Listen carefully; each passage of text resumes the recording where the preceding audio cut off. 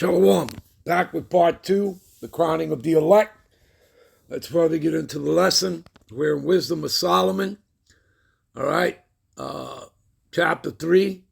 We're going to read from verse 1, read down to verse 10. All right. So, again, people, your precepts, okay, to give you further understanding. All right. The souls of the righteous are in the hand of the Most High Power. All right. Remember, God means power. And there shall no torment touch them. Why not? Does anybody know why out there? Okay. Because they are sealed. They have a mark in their foreheads. The names of the Heavenly Father, Yahweh, the name of His Son, Yahweh Shai. They make these videos, these epistles, and go out there and they street teach, and they rightfully divide the word of truth. Okay? That's an example, and we already given you precepts to prove that. All right? So,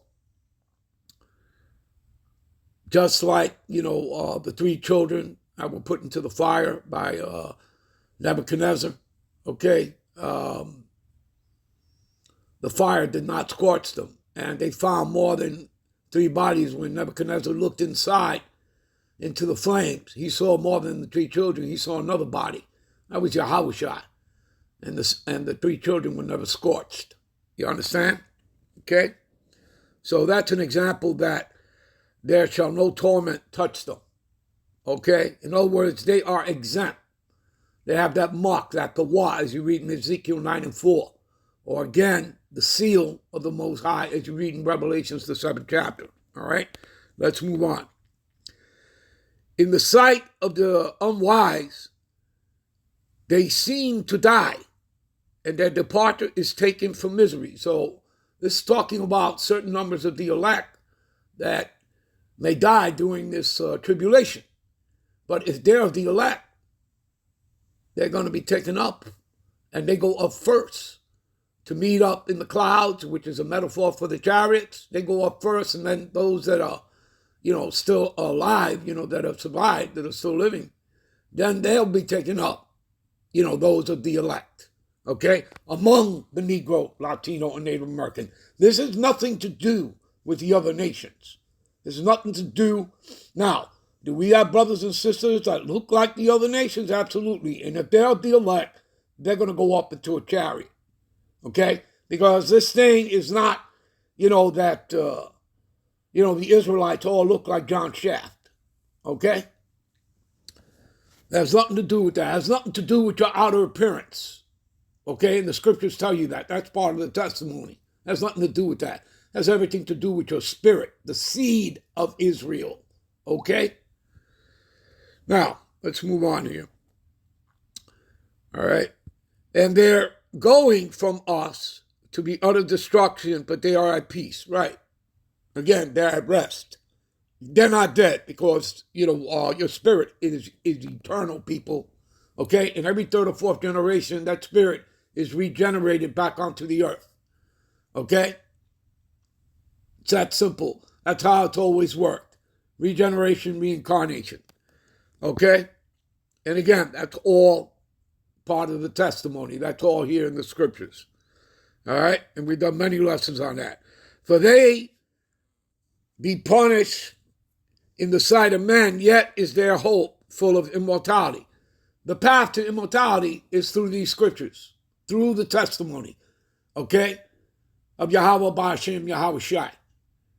Okay? And we've always told you that. This is the path that leadeth to immortality, to the new bodies, okay, to the kingdom. Okay? You understand that? What is that? Give me a minute. All right. Here's for better understanding, all right, what we were just reading. Matthew 7:13. Enter ye in at the straight gate, okay?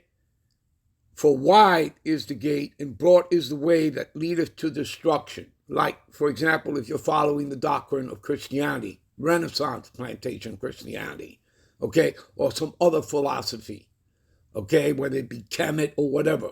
Do you understand, people? You get it? All right? So, and many there be which go in thereat. And here's a quick precept to that. What is that? Luke 13:24. Give me a minute. You see what it says here? Strive to enter in at the straight gate. Okay, and by the way, the word straight means a degree of difficulty, people. Okay? But it says here to strive to enter at the straight gate, which is a degree of difficulty. For many, all right? It's a degree of difficulty for many.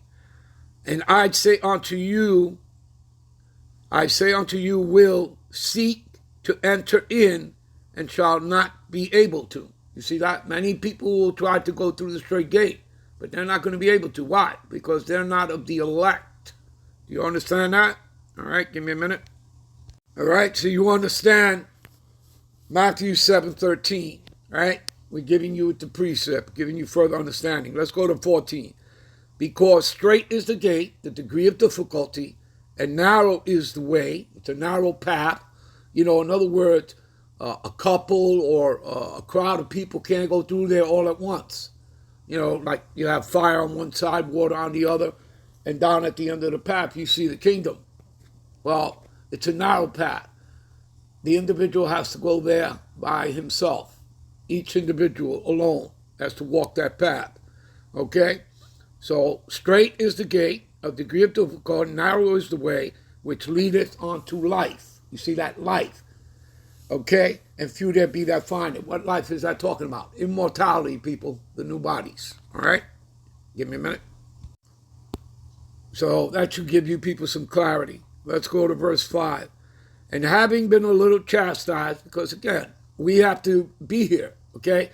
There's no rapture, as these Edomites, have put in people's mind. There's no rapture. No, the elect are going to be here for, this Jacob's trouble. You understand that? All right? So, having been a little chastised, and again, you're supposed to take that cheerfully. The scriptures will tell you to take it cheerfully. Okay? Give me a minute. All right, you know what? We'll end this here. We'll be right back with parts 3 and 4. All right? We'll pick it up right here. All right? Because I want to give you a precept here to verse 5. Okay? Shalom.